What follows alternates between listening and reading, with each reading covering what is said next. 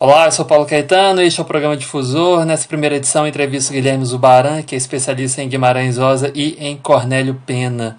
Ele fala de temas como memória e biopolítica. Segue vinheta.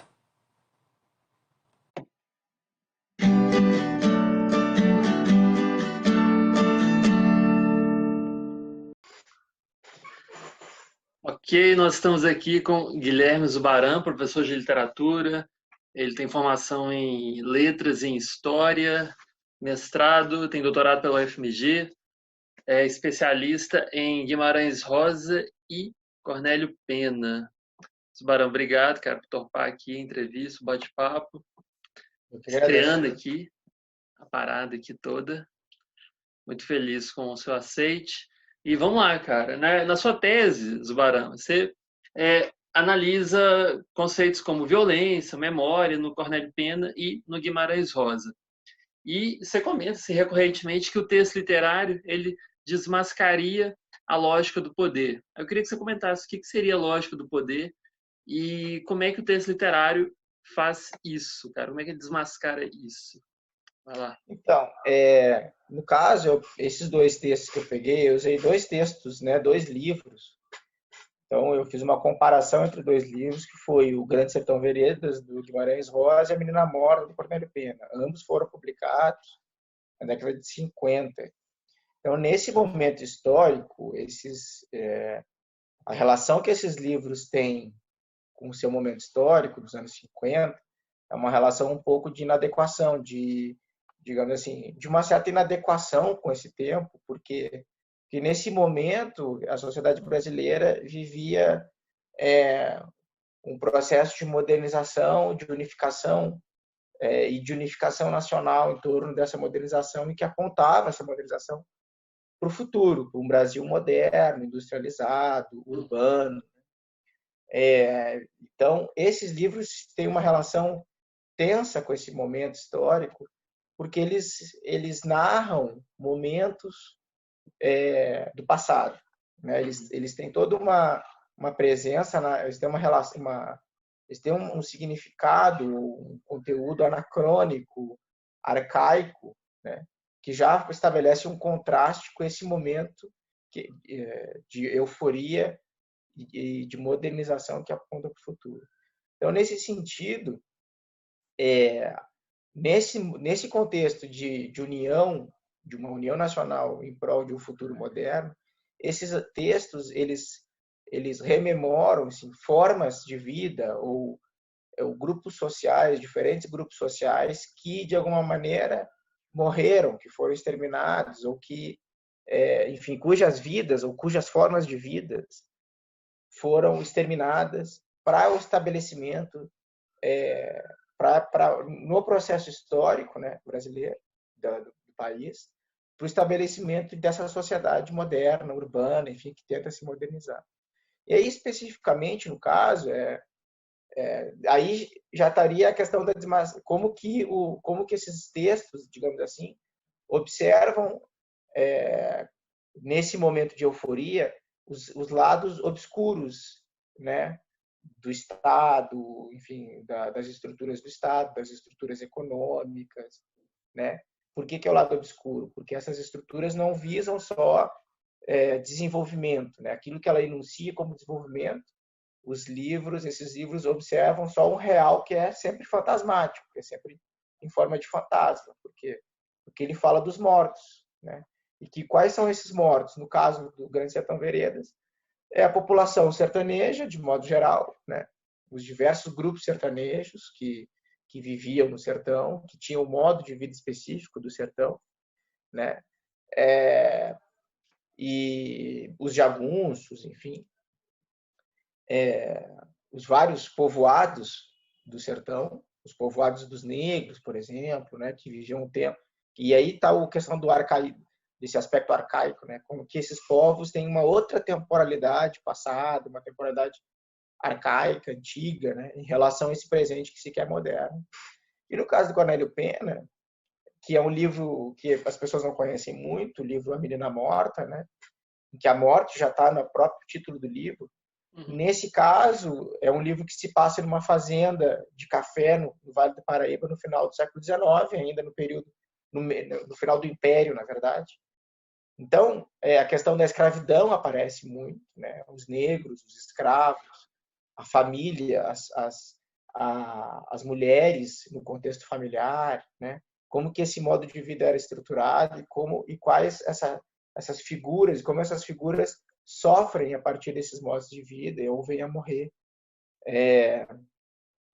Então, eu acho que a lógica, assim, de pensar como que esses textos desmascaram o poder, é exatamente quando o real desses textos, o real que esses textos apresentam, é sempre um real que é em forma de fantasma, né?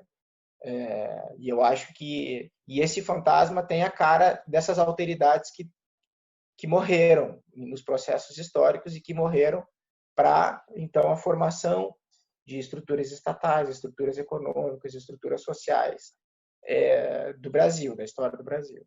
Então, eu te colocaria nesses termos. E quais são esses fantasmas? De quem são? Quais são essas vozes fantasmáticas?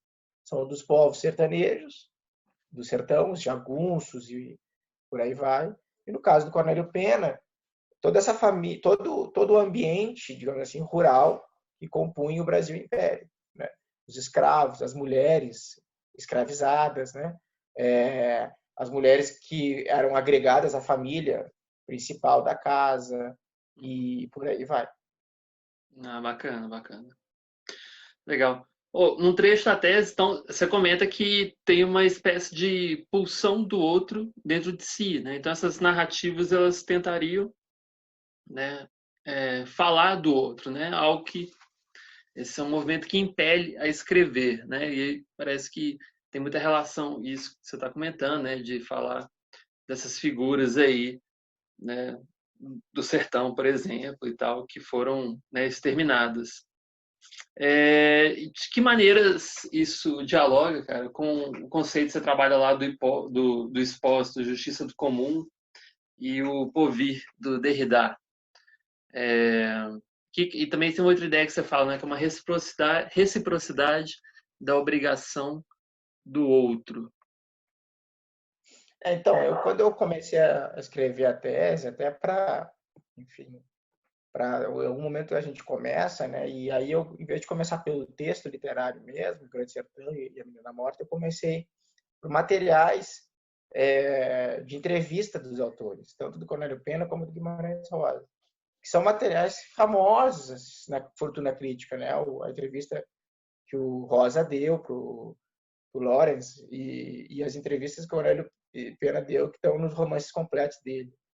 E nessas entrevistas, eles têm esse diálogo eles apresentam características ou apresentam uma relação íntima no caso do Guimarães Rosa, com todas as histórias do sertão, quase como um etnólogo que vai fazer um trabalho etnográfico no sertão, quer dizer, como que ele vai ao sertão e convive com aquela população e dela recolhe uma série de histórias, né? E que depois ele vai recriar a partir de uma linguagem que é muito própria dele, também recriando a linguagem, né?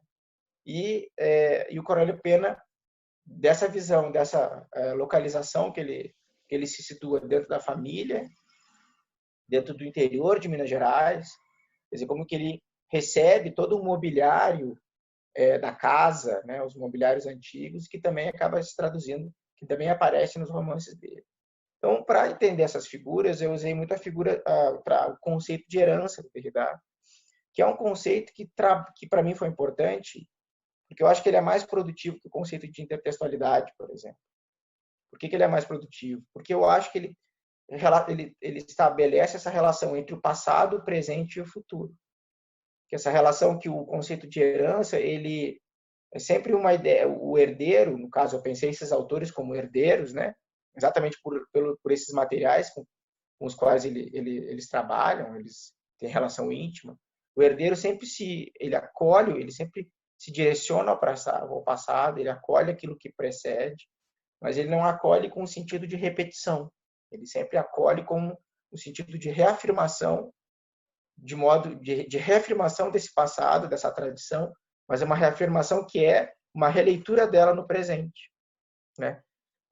Então, essa seria a pulsão, não é tanto no sentido psicanalítico, mas é como que esses escritores, eles observam esse passado por meio das histórias do sertão ou por meio dos mobiliários, eles acolhem esse passado, e nesse passado tem vozes, essas vozes dessas alteridades, né? Desses sujeitos, desses grupos de alteridade, que sofreram, que viveram experiências de violência, e que eles acabam acolhendo e traduzem isso no presente a partir da herança, né? A partir desses textos deles, reafirmando essas vozes por meio dos textos deles, né? E aí a questão do comum ou da justiça vem muito nesse aspecto, porque ao acolher essas vozes, quer dizer, é importante porque eles vivem sempre nesse tempo fraturado entre aquilo que já foi, né, e aquilo que ainda não chegou. Essa ideia do porvir, esse ainda não, né? Então é sempre o tempo eles estão sempre nessa relação entre a morte e a vida. Uhum. Então, ao acolher essas vozes, essas vozes produzem uma certa desestabilização das próprias figuras autorais dele. Uhum. Como que esses autores, ao afirmar essa herança no presente, quer dizer, eles mostram que há algo exterior a si que compõe essa subjetividade, né? São exatamente essas vozes que desestabilizam essa subjetividade e que produzem e que tem um lado produtivo que é o lado dos textos deles, né? Dos livros deles. Uhum. E ao fazer isso, tem um elemento de justiça aí, porque eles dão voz a essas alteridades. A justiça é exatamente isso.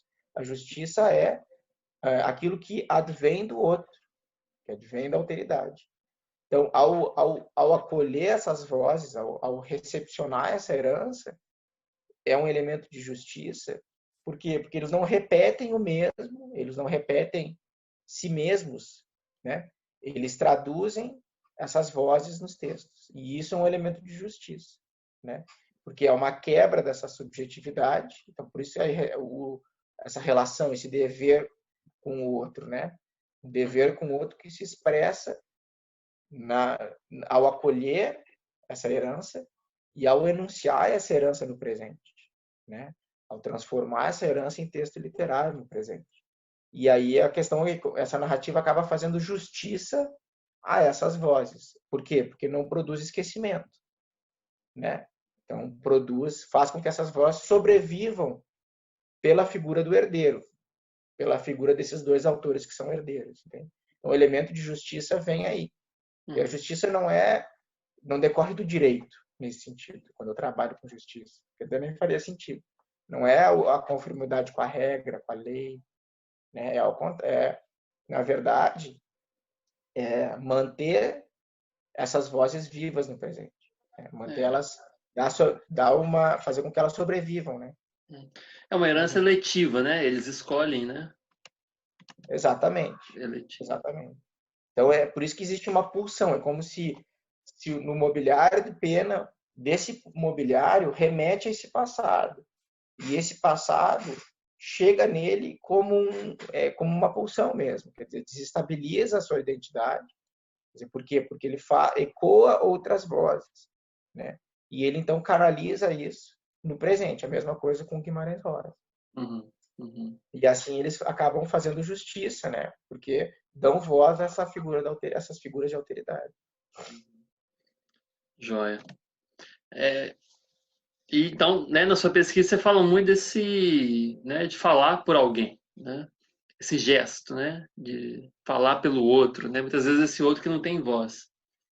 E trazendo isso, né, para um contexto mais contemporâneo, cara, como é que você vê isso desse ar de enunciação, né? Se tratando das guerras culturais, de falar pelo outro, como é que os grupos, né, tidos como minoritários hoje lidam com essa questão do lugar de fala e por aí vai. No caso, assim, como eu sou da área da literatura, né? E eu sempre parto um pouco também de trabalhar com a questão da literatura e como que, enfim, como que o texto ficcional, o texto literário me ajuda a pensar nisso, né? Então, eu acho que o texto literário ele é importante. Assim, quando eu pensei em literatura, eu pensei um pouco assim como enunciação a partir de um teórico francês, né, de um estudioso francês chamado Roland Barthes, que trabalha a literatura como enunciação, quer dizer, então, portanto, ela reflete ou ela enuncia sujeitos que são ambivalentes. Quando ele trabalha com a noção de enunciação, esses sujeitos são ambivalentes. Têm uma subjetividade inacabada, eles têm uma subjetividade precária, né? Eles mesmos vivem nisso que é ao mesmo tempo estranho, ou familiar, e ao mesmo tempo estranho, né? Então, isso já é importante, porque essas figuras de alteridade, elas não aparecem no texto literário com identidades fixas, elas têm uma certa ambivalência, né? E também eu penso muito a literatura como performance, né? E aí eu usei um pouco, não muito, mas usei um pouco de maneira lateral, mas usei esse conceito, porque eu penso também a literatura como encenação, né? Encenação do outro, como que esse outro se enuncia, né?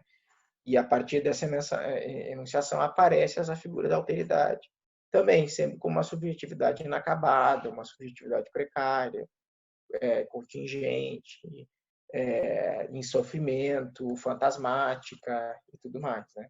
E aí eu acho que exatamente por ser como a ficção ela trabalha nesse como se, que é uma expressão do Barthes, essa subjetividade ela não aparece como uma afirmação peremptória de si. Ela aparece sempre nesse lugar instável, né? Agora, no caso de pensar nesses debates sobre as minorias, eu acho que quando a literatura faz isso, quando a gente estuda o crítico, tenta analisar a literatura, tenta ver essas experiências instáveis, inacabadas, precárias dessas alteridades e tenta mostrar isso como um modo de entender o mundo. A literatura acaba tendo essa relação com o mundo, com a sociedade, por meio de entender, pela compreensão ou pela possibilidade de entender essas subjetividades encenadas, essas alteridades encenadas, né? No caso da vida social, eu acho que é importante, tem um momento que é importante, de fato, essas afirmações desses lugares minoritários, porque acaba dando visibilidade e busca o reconhecimento, né, para essas lutas de gênero, lutas étnicas, lutas, enfim, todas essas lutas acabam aparecendo pela essa afirmação, pela afirmação e pela busca de reconhecimento desses grupos. Mas eu acho que tem um momento que deve se pensar além disso, né? Porque eu acho que aí o conceito de comunidade é importante, né? O conceito de comunidade que eu trabalho é um conceito do Roberto Spósito, que é um filósofo italiano, que não é um conceito que pressupõe comunidade como uma comunhão entre pessoas que são iguais, que se identificam. É ao contrário, é uma relação sempre que pressupõe uma certa obrigação com o outro, né? E, portanto, se é uma obrigação, esse conceito vem da antropologia, né? É um conceito que vem de um antropólogo chamado Marcel Mauss, que fez um texto chamado Ensaio sobre a Dádiva. E ali ele analisa como que os povos se relacionam por meio dessa troca, dessa obrigação com o outro, por meio de trocas de objetos. Mas que não é um acúmulo, é sempre aquilo que você sai de si para se conectar com o outro. Você sai da sua identidade, sai do seu lugar, sai da sua subjetividade para se conectar com o outro. E eu acho que esses grupos, acho que é interessante pensar, além do reconhecimento dessas lutas, um momento de que essas pessoas deveriam enfim, pensar um pouco nessa forma de se conectar, nessa forma de convivência a partir da diferença, a partir da afirmação da diferença, e não pela afirmação da identidade, né? Não pela afirmação de si, mas exatamente pela obrigação que eu tenho de alguma maneira, me relacionar com esse outro. E nesse relacionamento, eu tenho que abrir mão de coisas que são minhas, eu tenho que sair de mim, né? se eu pensar um pouco, por exemplo, nos nacionalismos, né? Ou nas ideias de nação e tudo mais. Quer dizer, ao acolher os que fogem, né? Os fugitivos ou os imigrantes, quer dizer, essas nações, de alguma maneira, elas abrem mão da sua nacionalidade, do seu direito, para acolher essas pessoas. E, de alguma maneira, também essas pessoas lá dentro acabam tendo que também abrir mão, né, de alguma coisa para poder estar lá dentro. De muito, né? Eu acho que é uma maneira de pensar, né? Uma forma de relação ou de convivência ou uma forma ética de se relacionar no presente. Porque a afirmação de si está sempre acontecendo, tanto no viés nacionalista, no viés mais reacionário, né? Acaba sendo uma reação ressentida ao reconhecimento que se obteve nos últimos anos desses grupos minoritários. Então é necessário talvez criar uma outra maneira de convivência para além só do reconhecimento. Enfim. Uma abertura para o outro aí, né, cara? Tá disposto exatamente, uma abertura para o outro que vai para além só do meu reconhecimento perante as dificuldades do outro, mas que tem que ser mútuo e sempre de uma maneira que pressupõe uma certa precariedade, não uma adição, mas uma precariedade da minha subjetividade e da subjetividade do outro. Por isso que é comum, aquilo que nos conecta, não só, né? O comum não é só o que me identifica, mas o que nos conecta pela diferença, não como se fosse um espelho, mas pela diferença. É bonito e generoso, né? E necessário. Exatamente. Zubaran, né? Na sua tese, cara, a partir do Raimundo Faoro, né? Você comenta sobre a formação do Estado brasileiro como um Estado, uma instituição que desconsidera demandas populares. E não raro essas demandas acabam sofrendo com essa violência institucionalizada. Como é que isso se dá nos dois romances, cara? Essa reação, né, do Estado, né, para com demandas e tal. E como que você acha que a tese do Faoro, né, ajudaria a ler hoje o Brasil, velho, frente a demandas que seriam urgentes, né, num contexto, por exemplo, de pandemia, ou mesmo contexto pós-2013? Como é que você vê o Estado lendo as demandas populares? Eu acho que no caso dos livros em questão, tanto da Menina Morta como do Grande Sertão, eu tentei trabalhar como que esses romances se relacionam com a obra do Faoro, não que eles refletem ou comprovem as teses do Faoro, mas como que de alguma maneira eles produzem uma tensão à posição do Faoro, né? Por que eu digo tensão? Porque o Faoro, o Faoro estuda no livro dele a formação os donos do poder, a formação do Estado brasileiro. E é um Estado que se constituiu a partir do Estado português, que, portanto, acabou recebendo todas as características do Estado português. E no Brasil, esse Estado, então, que característica é essa? Que o Estado produz um certo deslocamento em relação à sociedade. Enquanto que o Estado, essa comunidade política que compõe o Estado, que é essa classe estamental, ela atua muito mais em função dos seus interesses, ou ela consegue dialogar com certos setores da sociedade, né, que têm acesso a essa classe estamental, como a burguesia, ou enfim, nacional, ou com setores da burguesia. Então, ela não reflete, digamos assim, as demandas populares. Ela não refletiria as demandas populares. Então, para o Faoro, isso mostra que o Brasil vive uma dicotomia entre um Brasil legal, composto por essa comunidade política do estamento burocrático e todo arcabouço legal que sustenta ela, e o Brasil real, que é a dispersão da sociedade. Para ele é amorfa, para ele não tem, digamos assim, organicidade suficiente para, digamos assim, fazer com que as suas demandas sejam ouvidas ou que tenham acesso a canais dentro do Estado. E nos livros eu tentei mostrar que é ao contrário. Quer dizer, quando Guimarães Rosa mostra toda a relação, por exemplo, do Zé Bebelo com os grupos do sertão, com a população do sertão, né? Ou mesmo nas andanças do Reobaldo pelo sertão, ele está vendo ali uma sociedade, enfim, grupos sociais que têm a sua maneira própria de se organizar, de viver, de se constituir, né? E que muitas vezes até não necessitam dessa figura do Estado. Então tem uma dimensão antropológica ali, que é essa dimensão de observar como que tem uma forma de vida que é própria daquele lugar, né? Quando vem a figura do Estado, como na figura do Zé Bebê, tenta homogeneizar, né? Porque tudo é nacional, tudo é moderno, vou colocar escola, vou colocar... Não que seja ruim colocar escolas, não é essa a questão, mas quer dizer, tem uma sociedade ali que é vibrante, que é forte, né? E que também vive vive a pobreza, vive problemas também materiais. Né? Quando eles vão entrando nos fundos dos sertão, eles encontram isso. Então, existe um pouco essa relação, essa tensão, né?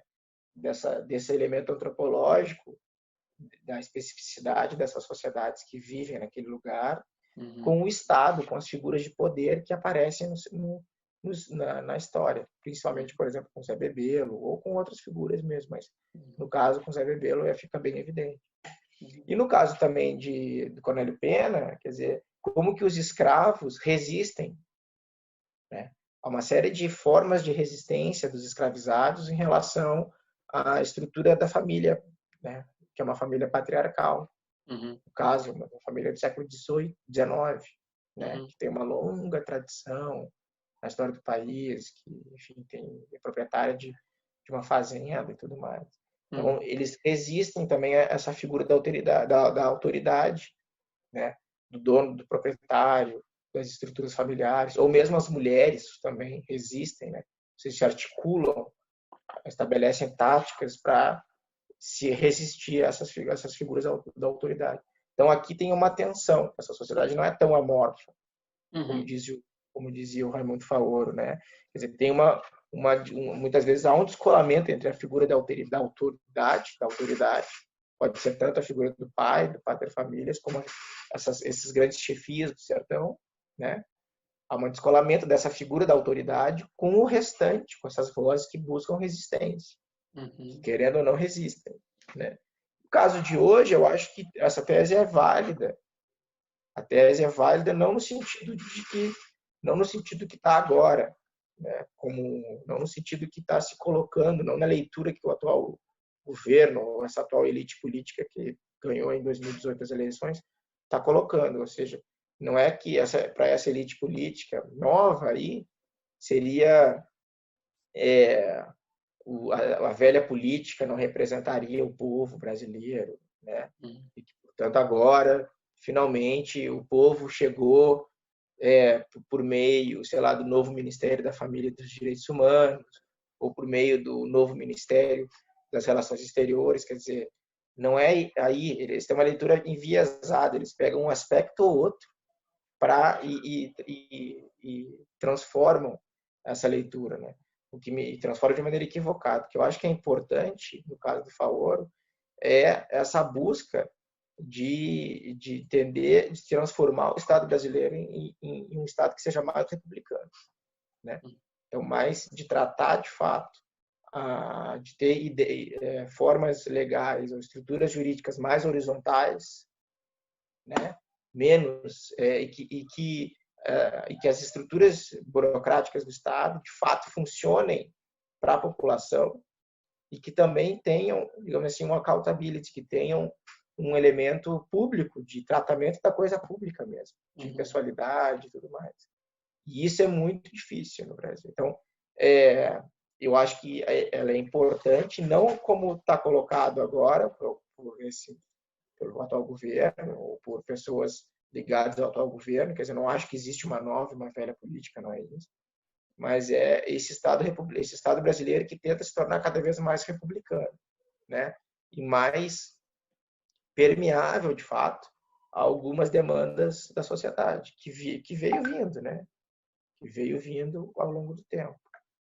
Então, eu acho que eu pensaria o texto do Faoro, eu acho fundamental, porque, de fato, existem problemas de corrupção ou problemas de favorecimento de certos setores que acabam, enfim, se apropriando de parte do Estado, de parte dos recursos públicos em benefício próprio.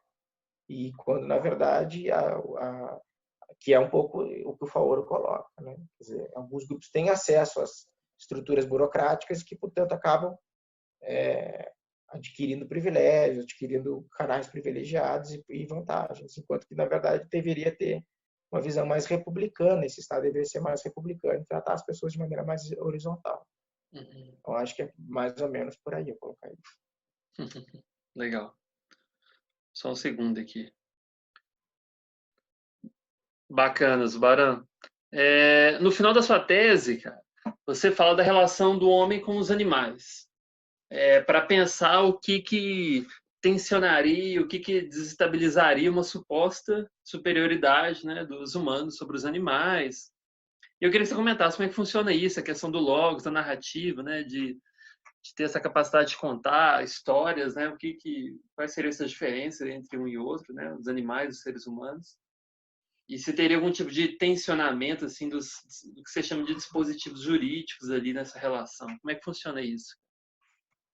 Então, eu acabei pegando alguns trechos dos dois livros, né, que mostram como que eles tensionam essa visão antropocêntrica que se tem do ser humano em relação aos outros seres que habitam o planeta, né? Então, por exemplo, no caso do Grande Sertão Veredas,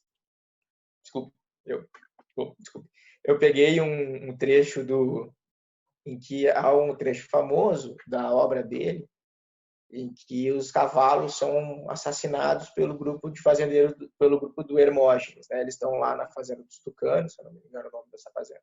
Estão encurralados pelo grupo do Hermógenes, e lá pelas tantas, o grupo então decide matar todos os cavalos. Então eles atiram a queima-roupa, é um massacre, e tem uma descrição, enfim, que mostra que os animais sofrem muito, né? É um sofrimento brutal aqui. Então, nessa cena, como em outras cenas também, mas essa cena é muito representativa, o que mostra ali quer dizer, como que o animal sofre, né? E o sofrimento do animal diante da morte, diante de uma ação como essa, ele um pouco aparece em cena, digamos assim, o comum. Por quê? Porque é o sofrimento diante da morte, né? Diante da morte mesmo, que conecta o próprio Reobaldo e os jagunços que vêm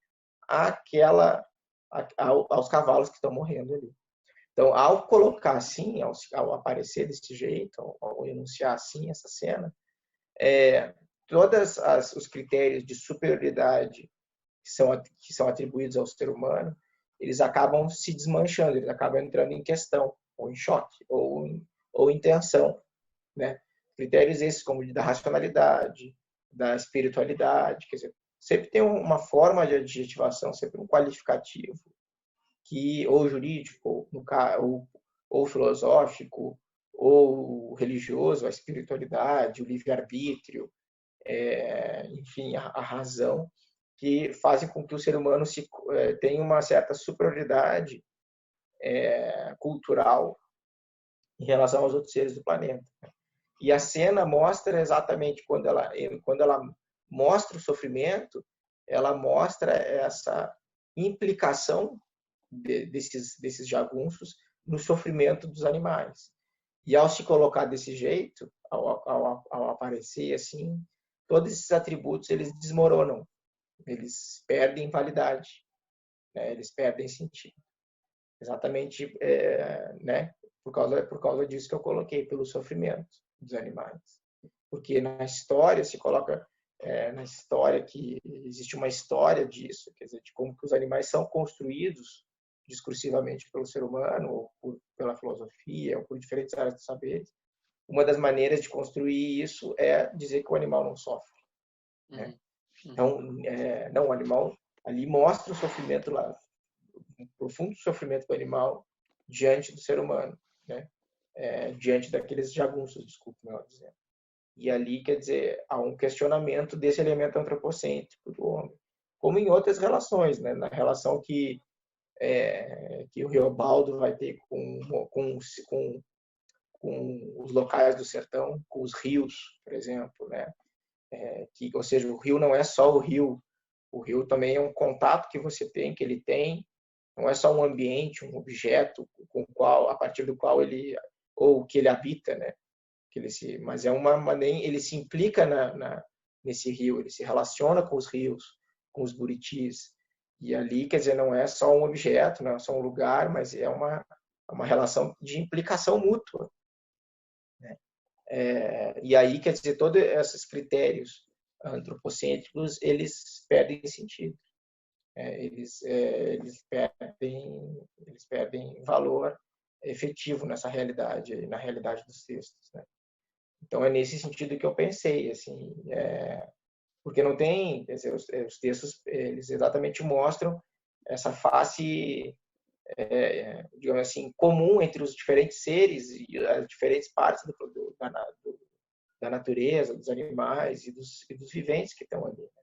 E ali, quer dizer, não é uma valoração favorável, uma valoração antropocêntrica dos personagens humanos. Ao contrário, é uma quebra dessa valoração, né, diante de circunstâncias em que os animais aparecem, ou figuras da natureza, né? Então, é mais ou menos assim que eu pensei. Bacana, bacana.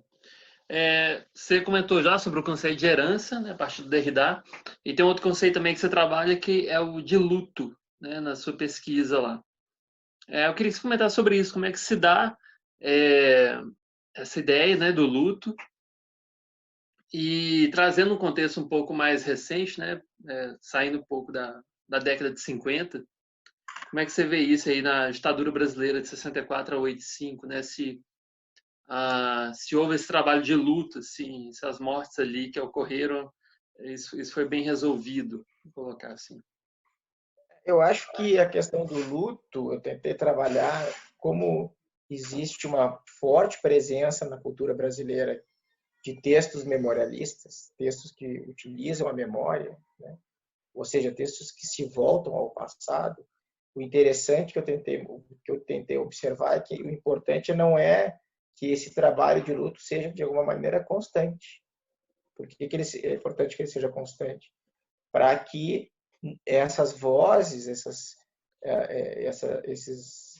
grupos sociais que não caiam no esquecimento. Então, é sempre interessante manter a lembrança, manter o trabalho de memória, o direito à memória desses grupos. Tem uma área, a gente pode ler um pouco a cultura brasileira a partir dessa vertente, né? Foi uma vertente que eu tentei trabalhar, quer dizer, como que a narrativa, essas narrativas em questão no caso do Guimarães Rosa e do Cornélio Pena, como essas narrativas dão lugar à figura do morto, né?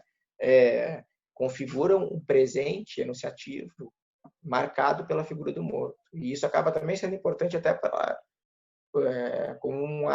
a leitura, né? Porque o leitor acaba se implicando nesse direito à memória, né? Nesse trabalho memorialista desses narradores, né? O leitor se implica nessa rememoração, nesse luto constante que nunca acaba, né? Porque se a gente olhar em termos psicanalíticos, o luto é sempre quando um objeto é perdido, quando um objeto acaba, vem a morrer, quer dizer, existe um momento ali de luto exatamente para que o sujeito assimile essa perda e reconfigure o seu desejo para um outro objeto no exterior. Uhum. Mas quando ele assimila essa perda, ele, digamos assim, recria a sua subjetividade, né, para então passar a olhar o presente e direcionar o seu desejo para o presente.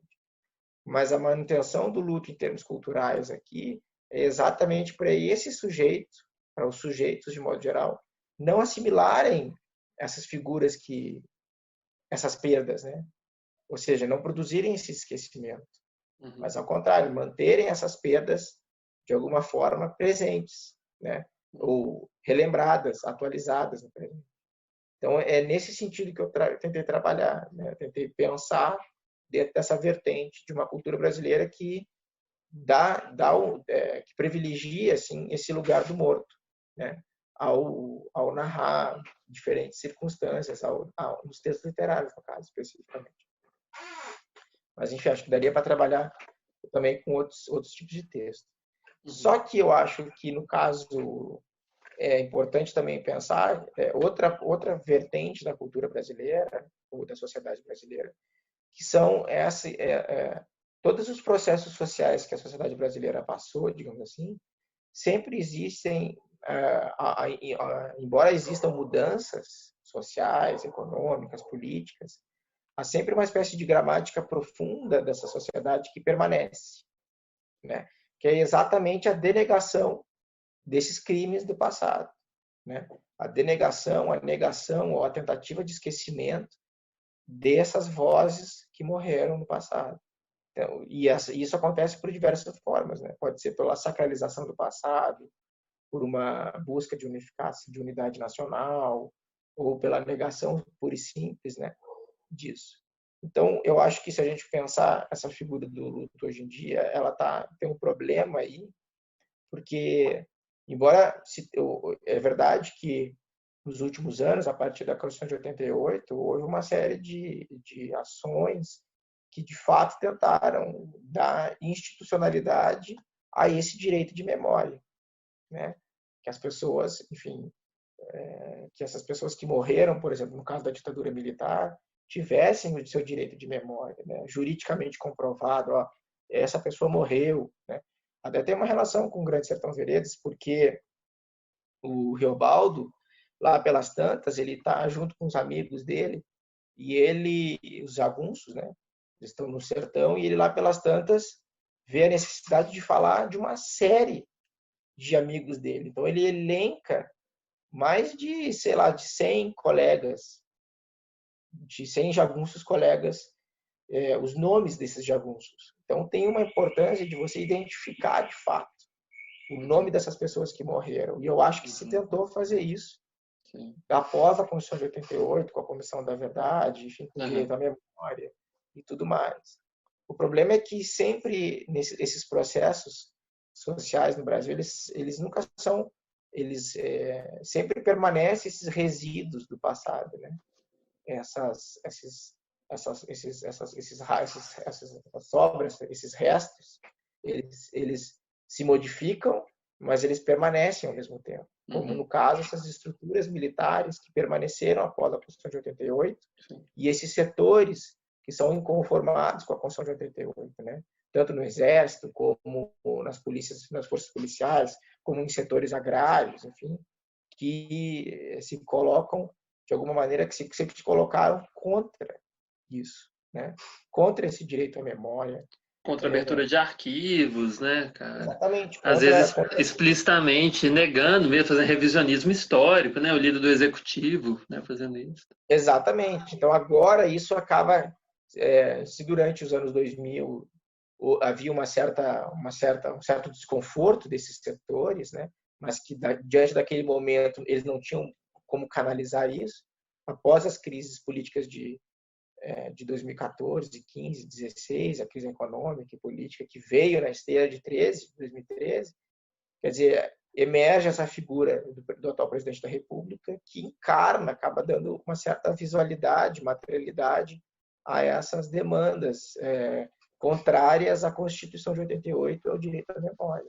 Então, esse é um problema do Brasil, na minha opinião. Quer dizer, que essa leitura que eu faço, ela não é minha, é a leitura dessa tradição da teoria crítica do Brasil do Roberto Schwartz, em que sempre há estruturas que permanecem, essas estruturas, eu não gosto de usar muito essa palavra primitiva, mas arcaicas, não é isso, no sentido de atrasado, pode ser um pouco do atraso, né? Sempre figuras ou grupos sociais que, mesmo com as mudanças políticas, econômicas, sociais, eles se reconfiguram para permanecer o mesmo, né? Eles se adaptam aos momentos, mas permanecem os mesmos. Então, não houve uma democratização ampla e efetiva das forças policiais e das forças armadas, né? Não houve essa democratização tão contundente. Havia ainda setores dentro das forças armadas que reagiram de maneira negativa a esse direito à memória.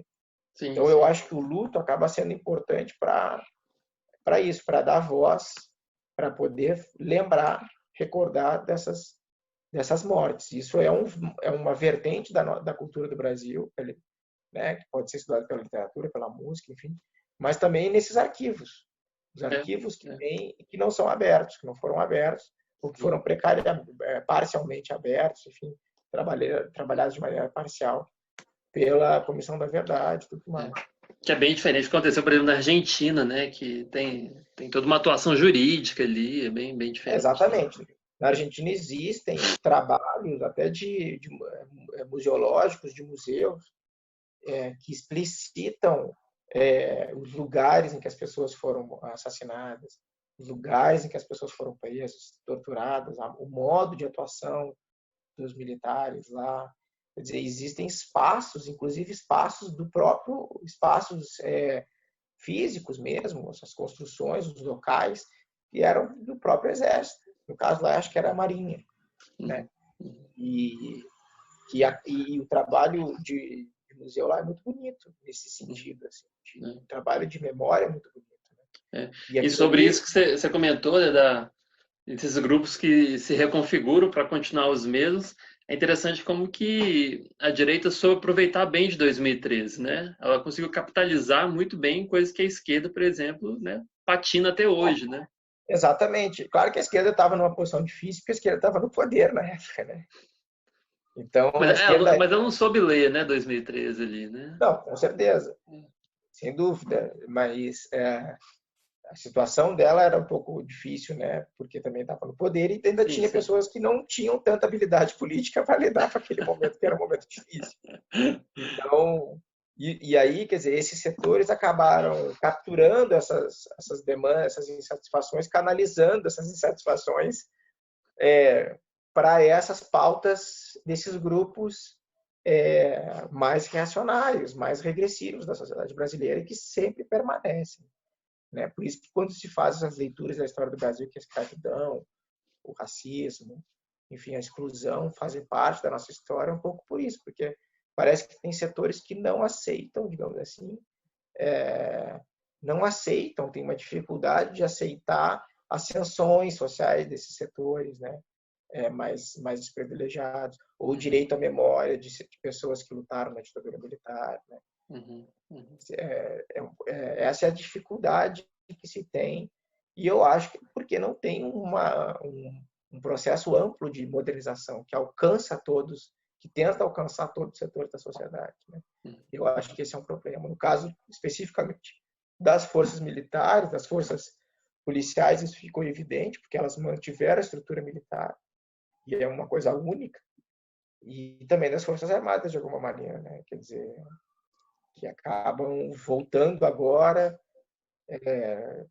voltando a governar o país, a ajudar um governo, e que acabam tendo dificuldade também por causa disso. Colocam até uma situação difícil diante desse governo, diante de talvez até de um fracasso, ou não, enfim, de uma dificuldade do governo, acaba colocando a credibilidade dessas forças em questão, ou em risco. Pois é. Vamos ver como é que a coisa vai desenvolver, né? Porque hoje, dia 29/3/2020, né? A gente tem um líder do executivo, meio a pandemia, que ficou do lado da doença, né? Não do lado da população. Então, vamos ver como é que vai ficar isso aí. Como é que os próprios militares, né? Que normalmente são figuras sóbrias, né? Vão ver essa figura, né? Vamos ver. Bom, para terminar, Zubarão, papo massa aqui, cara. Pergunta saideira. Você tem formação em 2 cursos, né, velho? Você fez História e Letras. Aí 2 perguntas aí. A primeira é como é que você acha que esses cursos deram repertório, substância para você atuar no mundo, seja de maneira mais simbólica, de maneira mais prática? Essa é a primeira pergunta. A segunda é, você vê um tratamento diferente, cara, uma valorização diferente para quem é dessa área no século XXI, seja na primeira década, seja agora na segunda. Houve uma mudança, principalmente o finalzinho da segunda agora, para quem é dessa área. Eu acho assim, para mim foram muito importantes do ponto de vista simbólico, assim, porque me forneceram um repertório, enfim, esse repertório mais amplo das humanidades mesmo, tanto da parte da história do Brasil, da história dos clássicos, da historiografia que eu tive contato, né, durante o meu curso, e também na área de letras, que acabou que essa parte da história me ajudou muito a estudar literatura também, quer dizer, me organizou também uma maneira de pensar o tempo e as obras literárias, eu acho. Mas também, quer dizer, o curso de letras me deu um repertório de língua estrangeira, né? Eu fiz português e francês, então isso foi importante também para mim, até inclusive na minha trajetória de pós-graduação eu tive acesso a textos em francês. Me ajudou na área da linguística, me deu um repertório na área da linguística, na área de língua portuguesa e tudo mais, ou de outras literaturas, como a literatura brasileira e por aí, etc. E isso eu acho que é muito importante, foi importante para mim, porque me possibilitou, enfim, escrever minha dissertação, escrever meu doutorado. Então, aí tem uma atuação, eu acho que é simbólica nesse sentido que é o que tu está dizendo. Quer dizer, existe um debate público, um debate acadêmico, que é mais específico, de fato, às vezes não sai da universidade, tem essa dificuldade. Também um pouco pelas características do Brasil, né, de uma escolaridade precária da população, uma relação entre universidade e sociedade que também não é tão transitiva assim, né, que não transitam muito. Então, claro, sempre tem essas circunstâncias. Mas isso me ajudou nessa atuação de pós-graduação. E eu acho assim que desde que eu comecei isso, quer dizer, a questão que eu acho que é mais importante, a gente sempre começa também pensando em dar aula, né? E eu acho assim, agora, nesse momento atual, talvez é um momento difícil que a gente está vivendo. Não que antes eu não fosse, antes no passado, nos anos 2000, não fosse um momento difícil também. Mas eu acho que agora é especialmente difícil, porque essa área de pós-graduação, digamos assim, a pós-graduação das humanidades, quer dizer, toda essa reprodução da pós-graduação nas humanidades, reprodução material, com bolsas, com pesquisa, isso está em risco, nem mais que risco, está em crise mesmo, né, de financiamento, de possibilidade de acesso à bolsa, ou de, enfim, e por aí vai, né? Então, hoje está muito difícil, né? Por outro, mas eu acho que assim que a gente vinha melhorando, né? Eu, por exemplo, eu tive acesso à bolsa no meu mestrado, no meu doutorado, né? Não foi em todo o doutorado, mas foi em quase todo. Durante 3 anos do meu doutorado eu tive bolsa. Eu passei 6 meses nos Estados Unidos com bolsa sanduíche. Eu fiz pós-doutorado, fiz um ano em 2018. Então isso foi bom, né? Foi muito bom. E mesmo nas áreas, né, como professor, quer dizer, houve uma ampliação dos institutos federais e tudo mais, que foi bom, mas, claro, era insuficiente, ainda precisava mais. O problema é que agora tem um bloqueio disso. E não só um bloqueio no sentido de diminuição, mas um bloqueio no sentido de ruptura mesmo, né, de destruição. E aí eu acho que é um momento difícil. Mas eu acho que a nossa atuação ela é importante, ela tem uma importância assim, no sentido de ajudar no repertório. As humanidades ela fornece um repertório importante para as pessoas entenderem os momentos, os problemas dos diferentes que aparecem nos diferentes momentos históricos, né? Nesse momento de cultura digital, de todo mundo conectado, e tudo mais, eu acho que as humanidades fornecem uma outra maneira de você se relacionar com o mundo, uma maneira mais reflexiva, mais, né, que te possibilita entender a realidade, entender, enfim, dá uma certa, como é que eu posso colocar no sentido de Menos você... ansiogênica, né, cara? Exato, e simbolizar também essa realidade, tanto a realidade individual, né, tanto aquilo que as pessoas sentem, né, mas também essa realidade social, aquilo que se vive, o momento que se vive.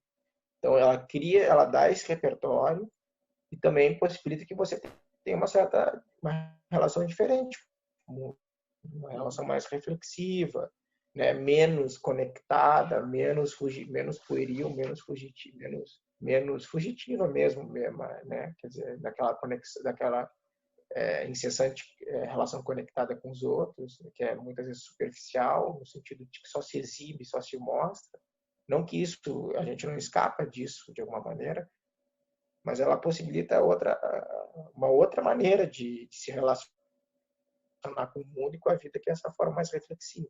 E eu acho que aí as humanidades têm uma importância prática, simbólica, e que tem que se traduzir na nossa atuação como professor. E aí que é difícil. Claro, tem na área de letras, existem possibilidades boas de trabalhar na área privada, né, no ensino, em escolas e tudo mais. É claro que é restrito, né? Não é, enfim, você não, mas é possível você se inserir. Existem nichos do mercado que são bons, né? Uhum. Mas de modo geral não é tão fácil. Hoje em dia eu acho que é uma situação pior do que a gente já viveu no passado. A gente está numa situação pior, infelizmente. Mas vamos ver se melhora, né? Isso tudo pode ser transitório também, e isso não é algo que vai permanecer para sempre. O negócio pode mudar. 2022, né? Pode ser, Tomara. 2022. não, pode ser mais transitório. Ou às vezes até antes, né? Quem sabe, né? Quem sabe? Tensão e com conflito, Muita coisa pode acontecer. tem que reivindicar. Zubarão, muito obrigado pela entrevista, cara. Muito boa, muito detalhada, densa, cuidadosa, como sempre. Fica aí o convite para quem não conhece Cornélio Pena para ler. O Guimarães Rosa muita gente conhece já, mas fica a releitura aí. E essas análises que você faz aí, vale muito a pena, né, ler a tese do Zubarão. Está aí disponível na internet. Valeu, meu caro, um abraço. A gente se vê. Eu que agradeço. Um abração aí. Tudo de bom.